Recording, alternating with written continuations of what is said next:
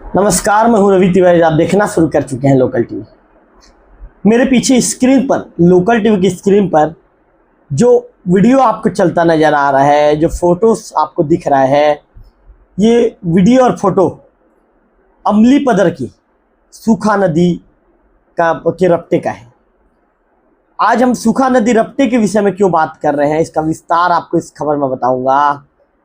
ये तस्वीर है गरियाबंद जिले के अमलीपदर की, जहां सूखा तेल नदी का तेज बहाव किसी की भी जान ले सकता है। और ये हुआ भी एक युवक के साथ, जब उसकी मोटरसाइकिल बहते पानी में डूब गई। मौत सामने खड़ी थी, लेकिन गांव के साहसी लोगों ने हिम्मत दिखाकर उसकी जान बचा ली। लेकिन सवाल यह है, आखिर हर साल लोग अपनी जान क्यों दांव पर लगाते हैं? क्यों 4 साल से करोड़ों रुपए खर्च होने के बावजूद यहाँ का पुलिया अधूरा है? और जिम्मेदार कौन है? आखिर जिम्मेदार कहाँ है जो बड़े बड़े दावों के ताल ठोकते हैं कि सूखा नदी में पुलिया जल्द ही कंप्लीट हो जाएगा? बड़े बड़े बयानबाजी देते हैं, आखिर उनका बयान क्यों नज़र नहीं आ रहा है ज़मीनी स्तर पर?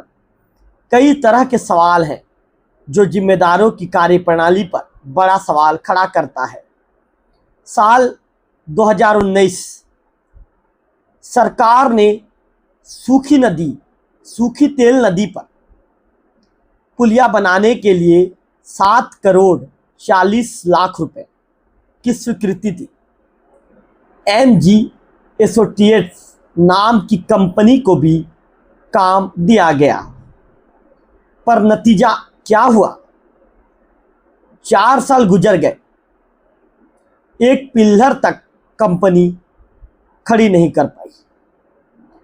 कभी कहा गया 1.5 साल में पुलिया बन जाएगा, फिर कहा गया टेंडर प्रक्रिया चल रही है, और आज भी वही रटा रटाया बयान, बारिश के बाद काम शुरू हो जाएगा। पर सच ये है, हर साल बारिश आती है और जाती है, लेकिन काम वही का वही है। ग्रामीणों का दर्द किसी से छिपा नहीं है। यही रास्ता अमलीपदर और धुर्वागुड़ी को जोड़ता है। लोग इसे अपनी लाइफलाइन की सड़क कहते हैं, लेकिन बरसात आते ही यह मौत का रास्ता बन जाता है। बच्चे, महिलाएं, बुजुर्ग, हर कोई अपनी जान जोखिम में डालकर इस नदी को पार करने को मजबूर हो जाते हैं। कुछ दिन पहले की ही बात है, गांव के युवक पूर्णचंद साहू की बाइक, 12,000 रुपये नकदी और मोबाइल इसी बहाव में बह गए। किस्मत अच्छी थी, ग्रामीणों ने रस्सी डालकर उसकी जान बचा ली, लेकिन हर किसी की किस्मत इतनी अच्छी नहीं होती। 3 साल पहले एक ग्रामीण की इसी नदी में मौत हो चुकी है। इस पुलिया के लिए जनता ने धरना दिया, भूख हड़ताल की, चक्का जाम किया, कलेक्टर से लेकर मंत्री तक आवेदन दिए, लेकिन नतीजा सिर्फ आश्वासन। नेता चुनाव से पहले वादे करते रहे और चुनाव जीतने के बाद जनता से मुंह मोड़ लिया। देवभोग और मैनपुर क्षेत्र में इस तरह की समस्याओं पर तुरंत घोषणा हो गई, वहां पुल भी बन गए, लेकिन अमलीपदर की जनता आज भी चुनावी गणित में उलझी हुई है। आज हालत ये है कि पुलिया ना होने के कारण आपात स्थिति में ग्रामीणों को 16 किलोमीटर का लंबा चक्कर काटना पड़ता है। गर्भवती महिलाएं, मरीज, सभी की जिंदगी रोज खतरे में डाली जा रही है। सरकार और विभाग ने बस चेतावनी बोर्ड लगाकर अपना पल्ला झाड़ लिया। सवाल यह है, 7 करोड़ 40 लाख रुपए आखिर कहाँ गए? मैनपुर के जो SDM साहब हैं, डॉक्टर तुलसीदास मरकाम सर, उनका कहना है टेंडर की प्रक्रिया चल रही है, आने वाले वर्ष तक पुल निर्माण हो जाएगा। लेकिन जनता पूछ रही है क्या यह भी वही पुराना जुमला है या सचमुच अमलीपदर को पुल मिलेगा?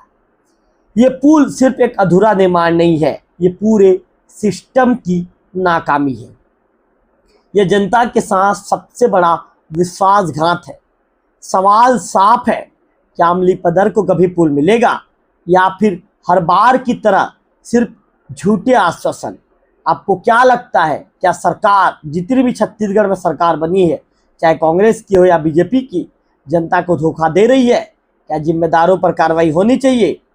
जरूर अपनी राय हम तक पहुंचाए, क्योंकि यदि अगर आप चाहते हैं कि आपकी आवाज़ को एक बड़े मंच तक हम आप पहुंचाएं, तो वीडियो को ज़्यादा से ज़्यादा शेयर कीजिए, लाइक कीजिए, और यदि खबर अच्छी लगी तो चैनल को सब्सक्राइब भी कर दीजिए।